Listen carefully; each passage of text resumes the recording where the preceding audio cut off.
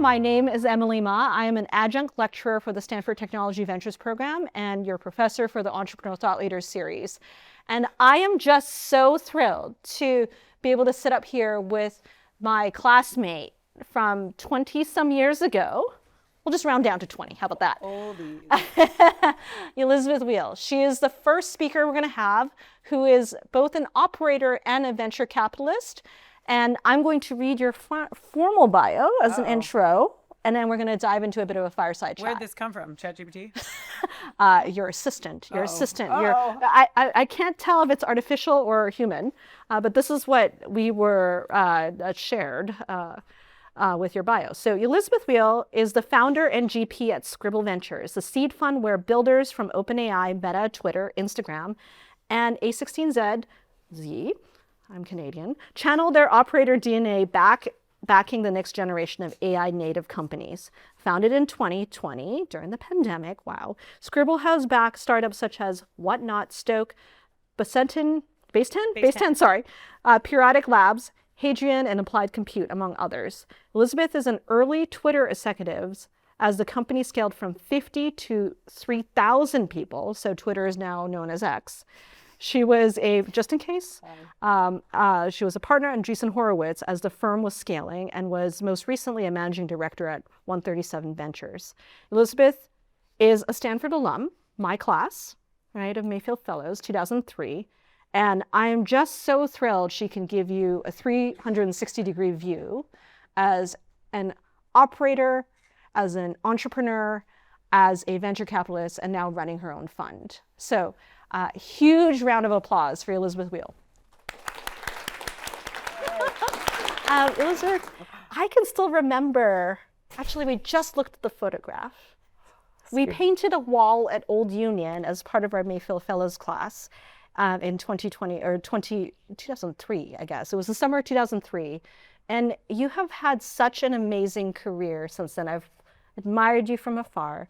But you chose to actually start, I believe, at IVP, right? You graduated and you chose... Kind of.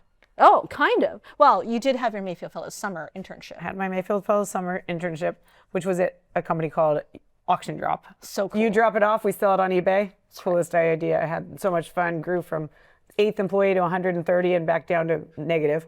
Awesome startup ride. And then I went to a second Mayfield company, Xfire. Oh my goodness. That was back when there were no chat clients, and I'm not a big gamer, but there were no chat clients in like World of Warfare. And That's right. so we were sold to MTV Viacom. And then I went and got my first Real People job, and that was at Menlo Ventures. So That's it. Before I crossed the parking lot to Oh my goodness. Okay. So see, there's like all these details I have already missed because you are so incredibly like active in just shaping your own career and your own professional journey. Maybe tell us a little bit more about that. Like, how did you make those decisions as a 21, 22-year-old? Yeah, it's kind of formed over time too. But so when I look back now, so it all has come down to three things for me. And so my first hop was to Menlo Ventures, and I remember actually getting an email to the Mayfield Fellows alumni list, and it said, Menlo Ventures is hiring, and it gave the job description. And I was like, this sounds kind of interesting. And at that point I was thinking, do I go to a big company like a Google or Yahoo? Yahoo was cool then too. Or do I go to a startup or this thing called venture that I didn't know much about? And I read that description, I was like, that sounds awesome. So I went in, and this was very rare, but it was just weird. I interviewed with 3 partners on one Monday, came back and interviewed with 3 more on the next Monday, and then had an offer with the last 3 partners the third Monday. Wow. And I was like, well, this sounds kind of awesome, but I really didn't know. Like it was just a crapshoot at that point of would I like venture? Is it a good place to start, or do you go to a startup first? And it turned out to be a wildly wonderful training ground. You can't go wrong, but from that way I got, big catbird seat of, I was essentially dialing for dollars and talking to startups out there every single day and learning, what patterns to actually pick up. But the core 3 things that I've always oriented my work career and life decisions overall, I would say. Number 1 is the people. So who are you working with? Number 2 for me is location. And I think everyone can put that in a weird, different spot. But for me, life's too short to either have a long commute or to not be able to cram in the other interests in your life into your day with work. And number 3 is, am I learning? Yeah. And anytime those have gotten out of whack, that's when I voted with my feet and moved. And I now joke with, running Scribble Ventures 6 years in and currently investing out of our 3rd fund. Like, it's my fault if I mess that up, so I'll never have to get another job, because choosing the people I work with, my office is a quarter mile from my house, and I'm a big runner, swimmer. I have 3 little kids. And then am I learning? And I get to learn absolutely every single day. And I think especially this climate we're in now, it's such a fun spot to be learning and growing and building. So you really valued finding people who could give you a leg up, right? I think you have a spiny sense for that, as you've kind of gone from Auction Drop to Xfire to Menlo to Andreessen Horowitz. Like, you just kind of found the right people. So could you maybe tell us a little bit more about how you developed that spiny sense? Yeah, and I don't look at it as finding the people that could like help you get up. It was more, I've just always been interested in people.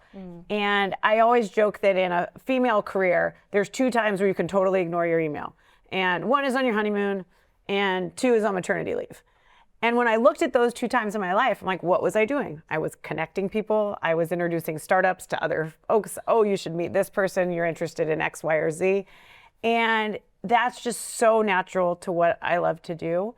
I grew up in a tiny town near Sacramento called Orangevale, and my mom was a 2nd grade teacher at my neighborhood school down the street. My parents were divorced, but my mom she's still alive, 84 years old, still running marathons and swimming every day, and little kids still bring over flat frogs and reptiles to our doorstep, and she knows the sandwich maker at the deli, and her coffee shop people, and our postman.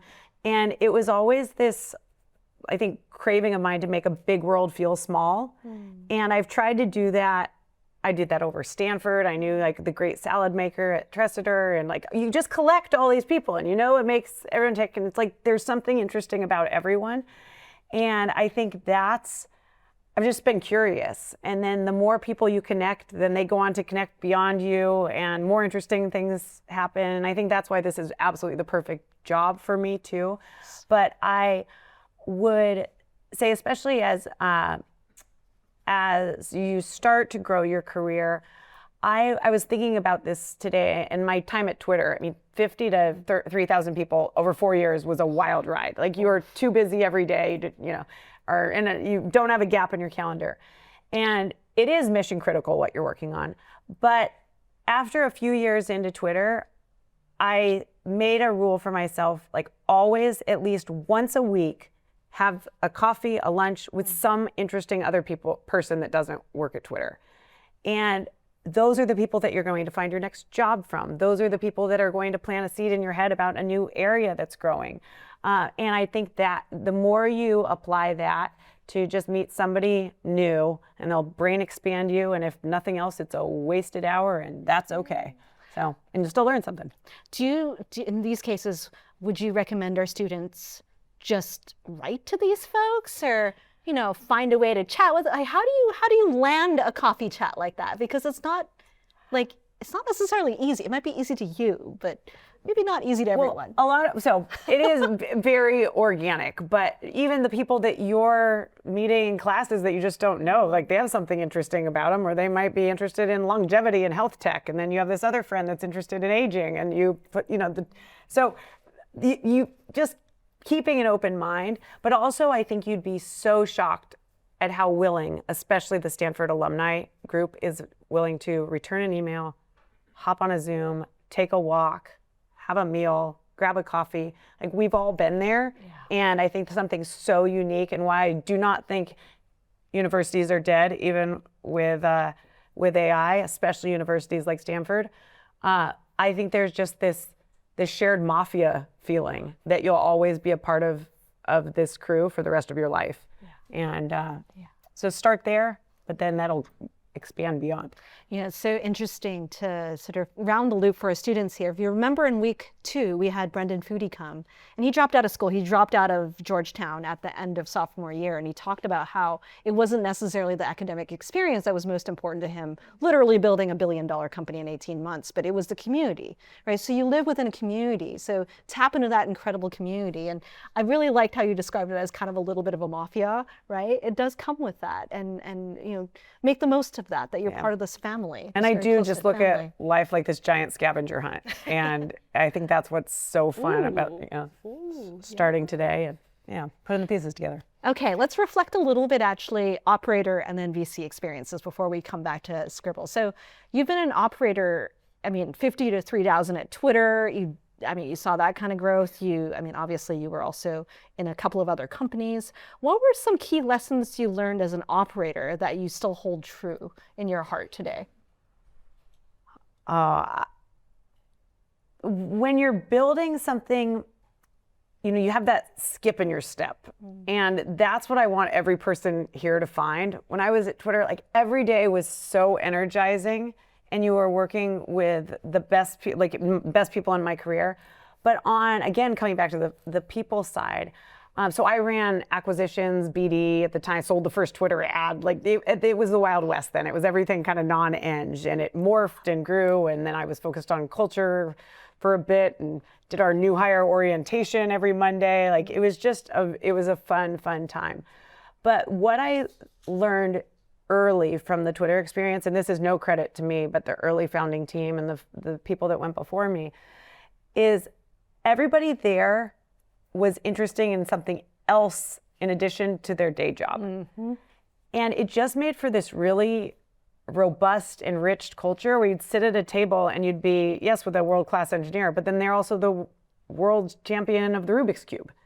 Or a tennis player that had been to the Olympics once. And it made such a rich environment, and it almost created this sense of assume everybody is here for a reason. And it gave you this benefit of the doubt. So we just operated really well together as a team. And it's something that I've always tried to put into teams as I go forward, assume everyone's here for a reason and give the benefit of the doubt. And it just, can really build awesome communities that way too. I want to take a slight sidebar now, since we just spoke about everybody is more than their professional role. You and I've known about your letterpress work for the last 30 years. You are an ultra marathoner who's amazing. What role do they play in you being a fulfilled person? I suspect it's really important to do all these things that don't necessarily, make money or advance our careers. But can we take a moment to talk about these things? Yeah. And it, especially as you get married, have kids, grow a family, have a home, all of the other pieces, you don't do it perfectly. Something my mom feels still wildly guilty about. Every morning, she was a runner and swimmer, like I mentioned. Every morning at 4 o'clock, she woke up. She left at 4:30 to go swim Masters down the street from my house. And she'd leave out my breakfast and my vitamins and my orange juice, but she still feels wildly guilty that every morning I woke up to a house alone. And I got my clothes on. She honked the horn when it was time to go to school. It made me a wildly independent kiddo, which I look back on. This is the same torture I do to my 3 children now too. And I have applied it more as I need one, and I think everybody in this room needs one non-negotiable every single day. And I don't care if that's athletics, meditation, writing, whatever. Mine is my morning run. And I have an 11-year-old now and 9-year-old twins. When I had the twins especially, and my first, I suppose, you feel so guilty running out the front door when that little person needs you, and they're always going to need you. And I had to make it the practice that's my non-negotiable. That makes me a happier, healthier employee, mom, friend, wife, everything. And I've applied that to every single day. So I cram those things in. Also, I have scarred my kids that way. I wake up at 5:20. I put out breakfast for my 3 children. They make it, eat it, pack their lunches, and set Alexa for when they get on their bikes to go to school. I am not involved in that equation. And I've had to give up of like, they are not dressed perfectly, 50-50 if hair's brushed, but they make it to school, they're safe, they're happy, and they know that mom's morning run makes me a better person. And then also, I think having the ability to intertwine a lot of parts of your life, that's something I'm comfortable with. Some people want to keep business and state totally, or church and state and business and life totally separate. I feel like it's super enriching when some of you might know my children, my husband, been to my house, left from my driveway to go for a walk. And my office is a quarter mile down the street. So at 3:00, my children bomb my whatever Zoom I'm in to, steal from my candy jar and ride their bikes home. And it feels like it's messy, but it's fun. Yeah. And it makes you a more real person too, I think. So it's just a way that I've made it all work, because it doesn't all work and it's very messy. At the end of the day, if I reflect on everything that you said, at the end, we're humans first, right? We might work for organizations large and small, right? But we're humans first, and we can honor each other as fully complete human beings, right? Inside and outside of work. We can make it through the hard times, right? We can problem solve together more effectively. Who knows, right? You never know that some of these hidden skills that people have or hidden passions people have might actually be relevant to the job. And so let me come back to Scribble. You started it at a really interesting time. The pandemic, horrible time. Interesting. I prefer to call it as interesting, right? There were a lot of emerging funds. It was literally first time worldwide pandemic. You had also worked at a number of other, VC firms. What sparked your desire to start your own fund and specifically pre-seed? Yes. And I think it was ultimately being stubborn. So the funny story is, so I'd finished at 137, and I was for the first time thinking what do I want to do? And I hated selling Girl Scout cookies, so I never wanted to raise a fund. I never wanted to ask a single person for money. It was the last thing I was going to do. So as I had, I was kind of bopping around. I had a few I was like, well, I can't just be an angel investor. That sounds lame. And then, you get some random offers to join a larger fund. I had a group actually say, what if we're your single LP and you run a seed experiment? We don't want to start an incubator or a seed program, but we'd love that, a look at that part of the market. And I thought, well, man, there's no such thing as a free lunch. This sounds pretty good, though. And that started December of 2019. Wow. And I was investing, we had the model out, I was investing my own name, so it was very clean. I'm like, man, this is too good to be true. I could go to the office if I wanted to, but I didn't have to if I didn't. So I invested December, January, February, and that first week of March, got an email, it was Monday morning, and they're like, let's just pause. Wow.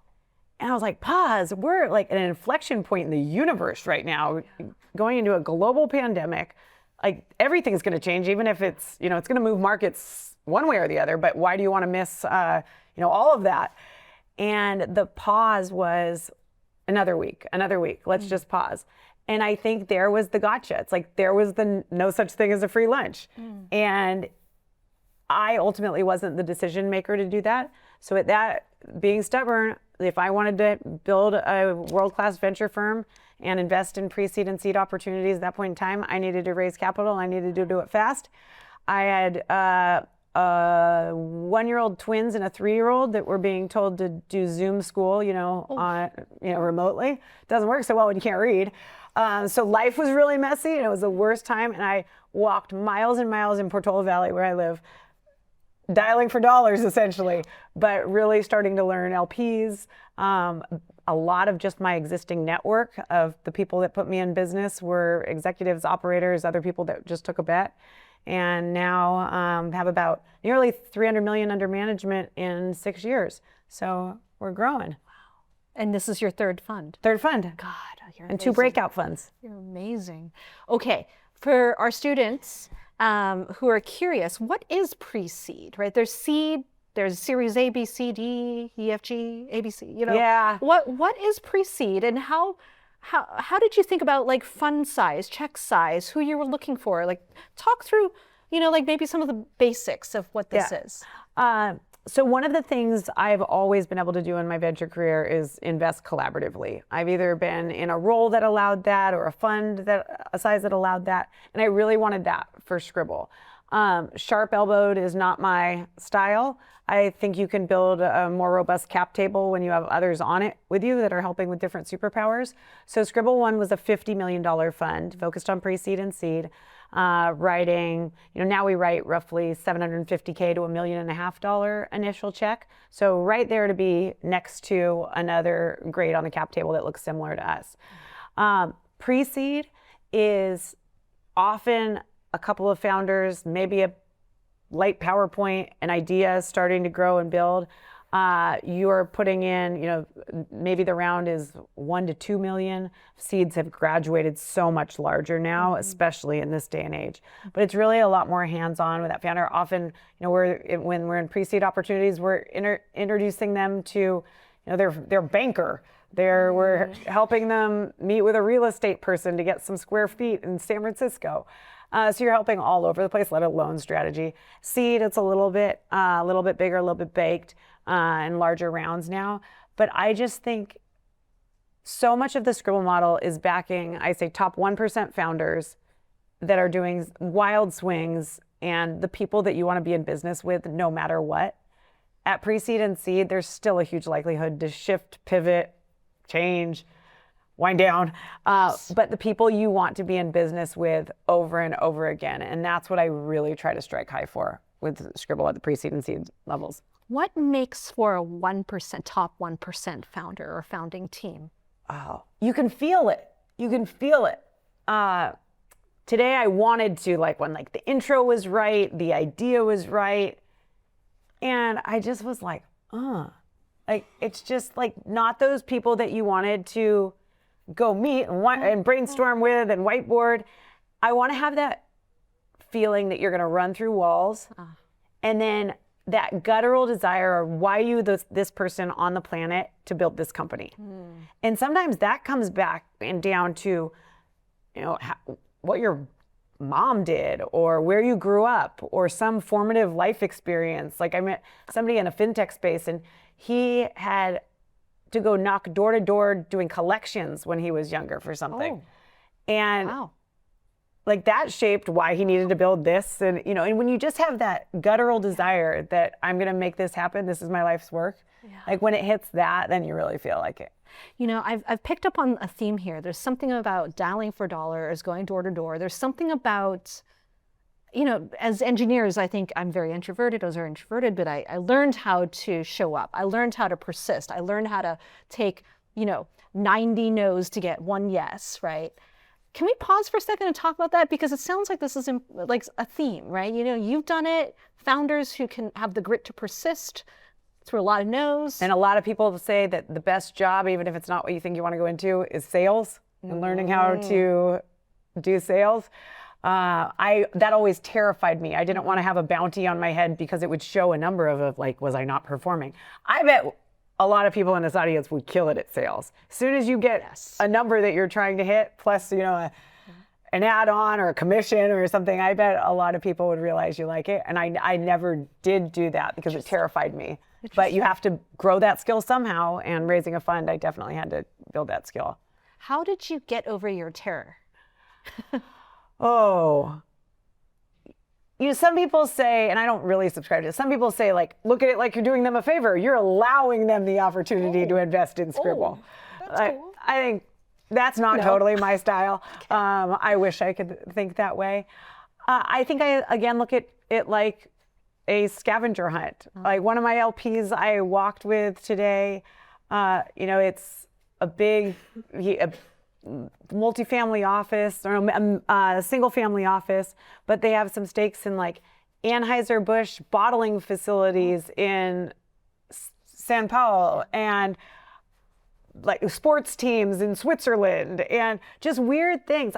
One LP that I met, the largest pistachio farmer. And you're like, kind of cool. And so you look at it as like everybody has a story. Somebody else I met today, her mom started United Colors of Benetton. I don't even know if that exists anymore.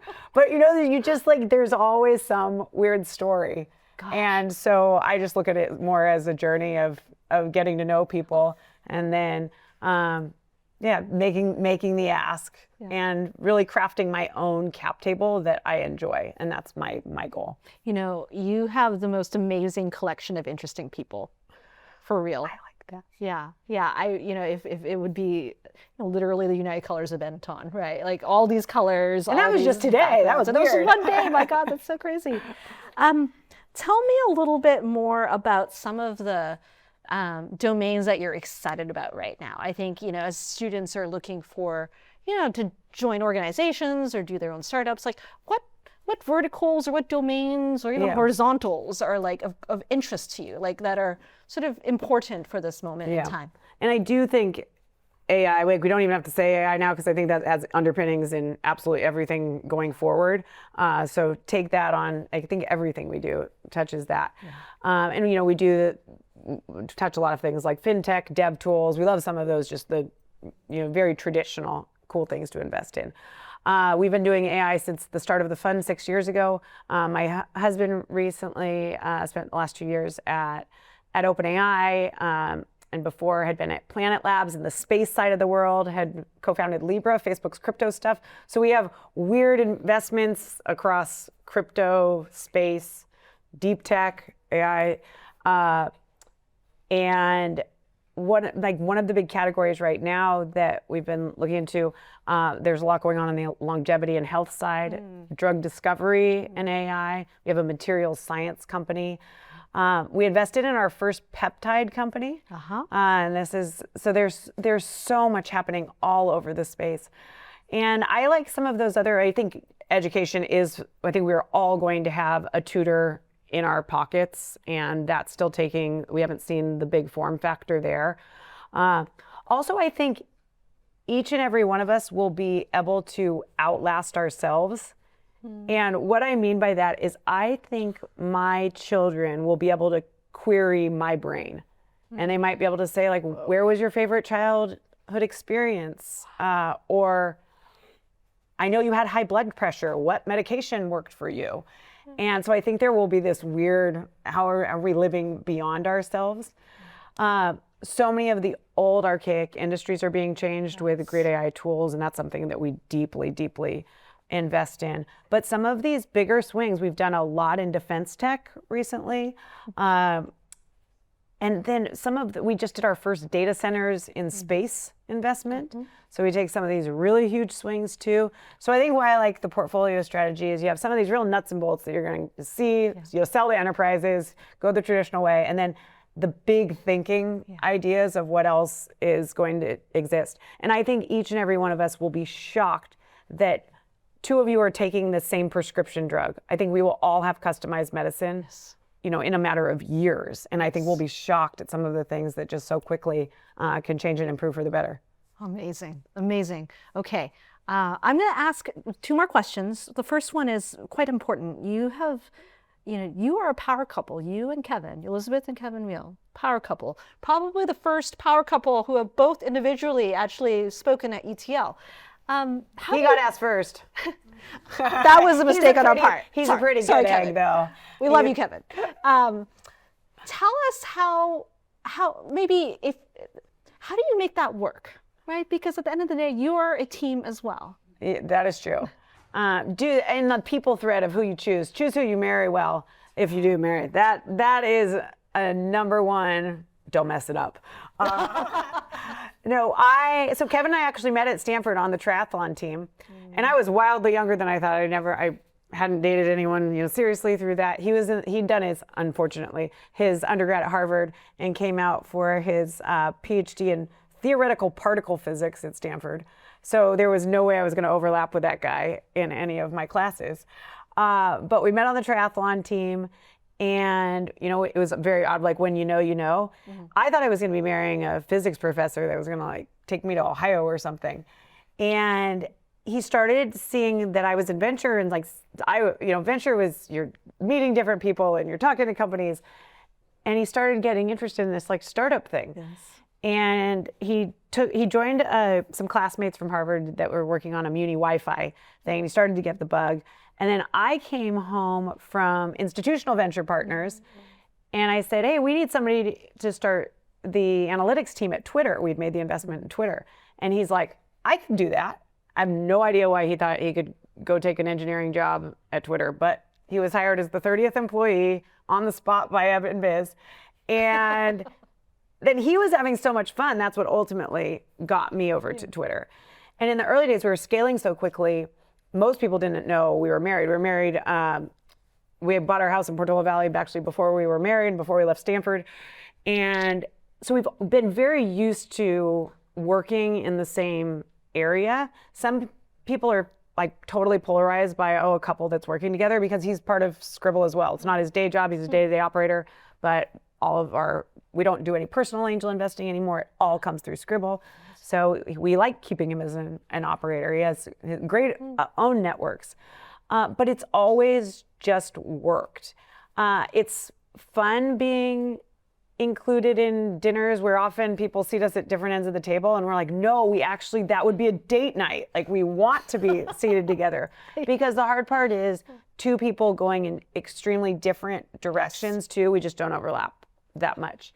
Raising independent kids has been one of the hacks. It's not, kids still need lots of time and love, so it's not the only hack, but we say no to a lot of things. So we, don't do very much on weekends that isn't kids, sports, family related, because there's just not enough hours in the day. But I think he makes me better as an investor and an operator and a person. And I think the ability to have that shared language and talk things through, it actually makes for a really fun and interesting life.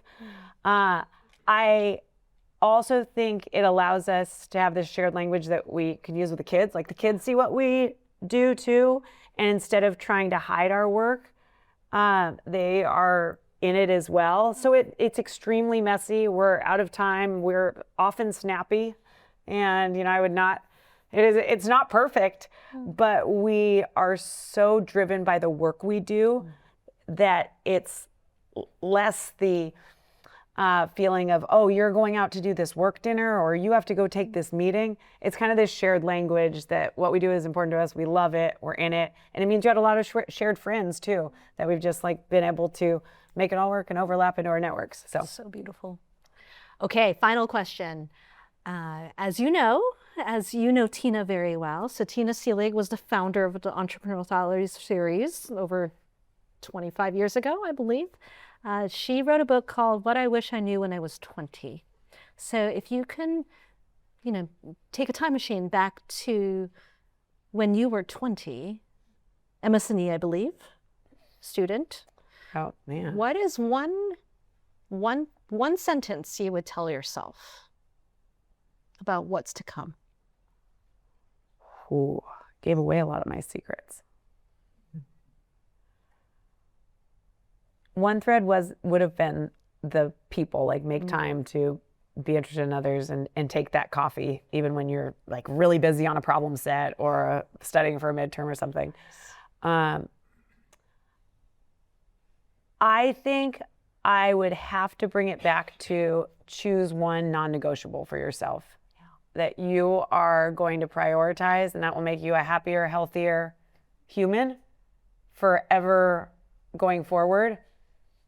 And you're allowed to choose. There's 24 hours in every day. You're allowed to choose one for yourself. And I think the quicker you can do that, the better. So I wish I'd known I didn't have to put in my time until I got to choose. Nice. I get to choose up front. Nice. Own it up front. Okay, we're gonna go start Q&A. If Yushuan could advance the slide. Hi, thank you for being here. I'm Isha, and I'm really curious about the wellness space. What are some trends you're seeing? And you talked a little bit about the peptides. Can you expand on that? And if you could build one thing out of that, what would that be? Oh, that's what we're letting our founders do. I'm just thinking of the big areas. The longevity space really does interest me, and I think so much comes down to personalized medicine.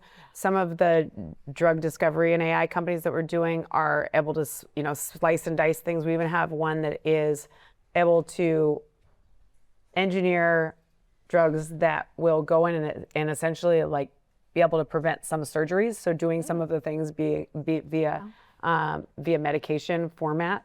On the peptide specifically, I think this is an area that's evolving. I am not, the poster child for it yet because there's a lot to discover, but everybody is wanting to be on this, not everybody, but many people are wanting to be on this planet longer. And now we have the technology and the deep science to advance that. So I think we're investors in a bridge. There's so much more even in the technology layer of what's going on within hospitals to help absolutely push medicine forward down to the drugs. If I had to go into something, I think I would pair up with somebody and go into a unique AI drug discovery company right now. Great, thank I you. love that space. Thank you. I also love meeting a lot of interesting and quirky people. One of them is like a peptide dealer that I met recently. Oh. Yeah. Oh. And I was wondering, since you are a VC and you meet a lot of these people, I'm sure there's so many that you've already met as well. So how do you keep in touch and be selective about who to deepen relationships with your limited time? Oh, that's a good question. So I do a lot of walks. People that'll walk with me get more of my time. Sometimes it's just that vibe of I have like my few close besties, and then keeping just like a good rotation. And I think something that I do pretty well is pick right back up with people. So I've never had that relationship mentality of, oh, you're dead to me. Like I haven't seen you in a year. I like picking right back up.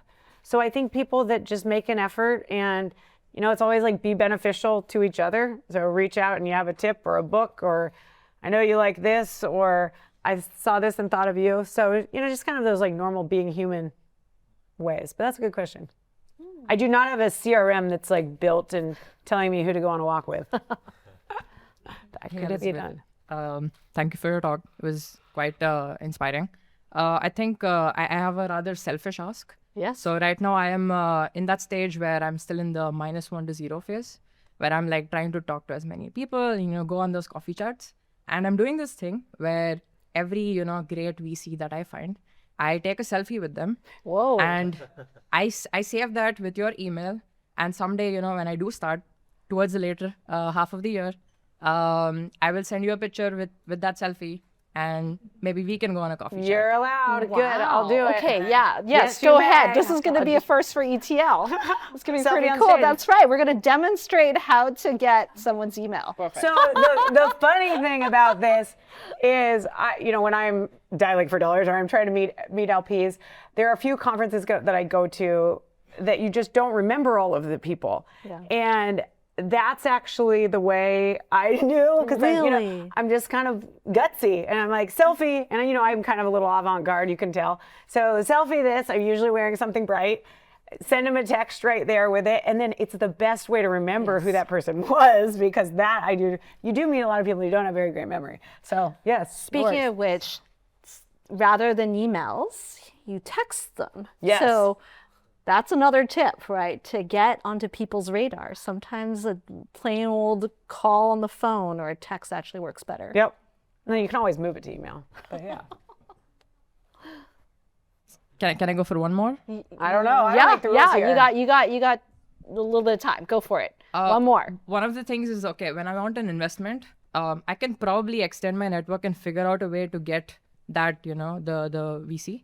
But it has to extend my warm network. And in a way, that's the truest test. Can you figure out a way to get a warm intro? That is the way. I will not respond to something if it's totally blind. It at least puts some ounce of energy into a warm connection. But for me, it's I can do that effort, but some VCs are super direct and they're like, okay, you know what? A cold DM works.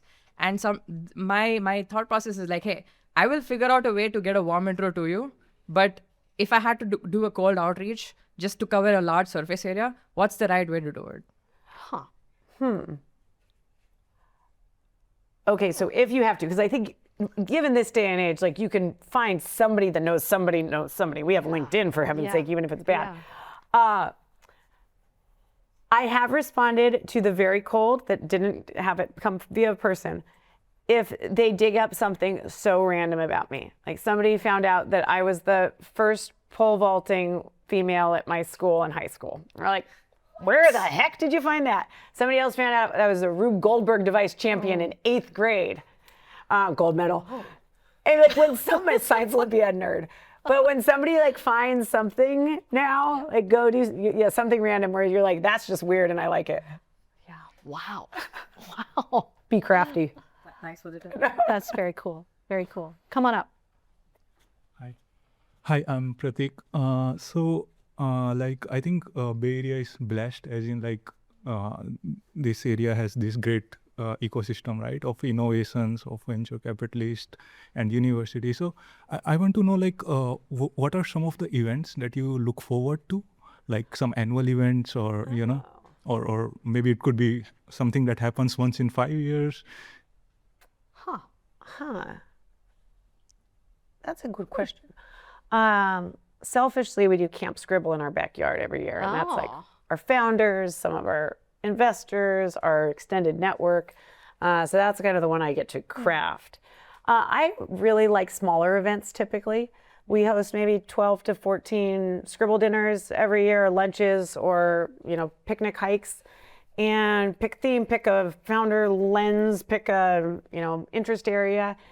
And I really like that, like 15 to 20 person small network, get to know someone, can swap stories. So that's probably not a specific thing, but just size of what I try to put out. Conferences are tricky. Go to them in the early years because that's where you build people and interest. Often I feel like the agenda on paper looks like you have to be in that room all day long. It sounds so amazing, but really it's the ones that have the right people community that I prioritize and spend time going to. So I would say craft what is interesting to you, find some interest areas, but then I think the people in the room is always the most important part. So that's not a very specific answer, but what you're interested to. Yeah. Even here, being on campus. Yeah. Oh. I definitely used to walk into classrooms I had no business walking into, like that's cool. Greek classics or something. That Who knows? Cool. You'll find something that you might be interested in by just walking into. Have you ever walked into some other classroom that you have no business walking into? Okay, yeah, it's definitely worth an experience. And sometimes if you get invited to something at the Computer History Museum, you're like you're at least going to see something else new, or different networks. Often some of these ones are just trying to get reach. So maybe it's the Irish Innovators group coming out and they did something on St. Patrick's Day. And I was like, what the heck? Yeah. Like, I'm a little bit Irish. Could be fun. Oh. So more collecting random people. Okay, what was the last one follow-up question on that? What was the last big conference you went to that you enjoyed? Oh, this was, and it's a newish one, and it was very weird and odd. 2 weeks ago, I had to speak at a longevity summit. Oh. Right before Jane Fonda, of all people. What? Who is 88 and still alive. Jesus. It looks like she's like 58. That was bizarre because it was so out of my normal. Normally it's VCs and things. So I think it's fun to go to things that have a different slice of humanity. Yeah. And that was a different slice of humanity. So it was called the Longevity Conference? It was Longevity Summit in San Longevity Francisco. Summit. Wow. Okay. So, last question. Final question. This one's a little off topic. I'm Leo. I'm a track athlete here, and I'm guessing that with everything you're doing, you're getting to go to a lot of cool places. So I'm really curious what the coolest places that you've run are, like the nicest one. Oh, okay. This. And what track event? 1500, but I have to run the 10K and cross. You're fast. Oh, good. Yeah. Okay. So I did the Himalaya 100-miler in the Himalaya in India. That was crazy.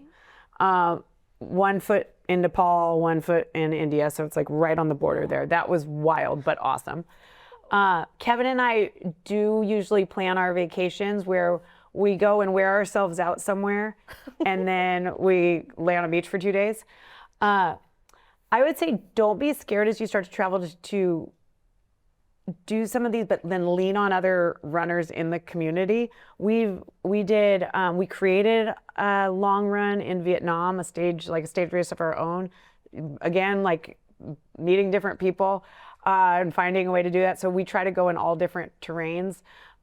Switzerland, we've run it. I mean, I run everywhere I go, but really trying to like push you out of the ordinary and exploring trails. Kevin's amazing. We were in Australia last September speaking at a conference, and then we asked the coordinators where would be an amazing place to go and run, and they sent us on a 2-day place out in the mountains. Most epic run I've ever been on. So again, just like kind of that scavenger hunt of weird places, but that's like kind of our type of vacation. That's fantastic. Oh, I'll give you a rundown. There you go. I expect you to be running in the Himalayas soon. So yeah, I hope so. That'd be great. All right. Keep it up. Yeah. We do have to bring this to a close. Quick note for everyone. Next week, we have Ellen Akua, who was the director for Johnson Space Center for NASA, come and talk to us about not only being an astronaut, but also running NASA, which is, I think I'm very excited to hear from her about Artemis 2. Am I allowed to come back? You're allowed to come back anytime. Oh my goodness. But with that, I want to give a huge round of applause and thank you to Elizabeth Weil. Thank you so much for coming here. Thank you.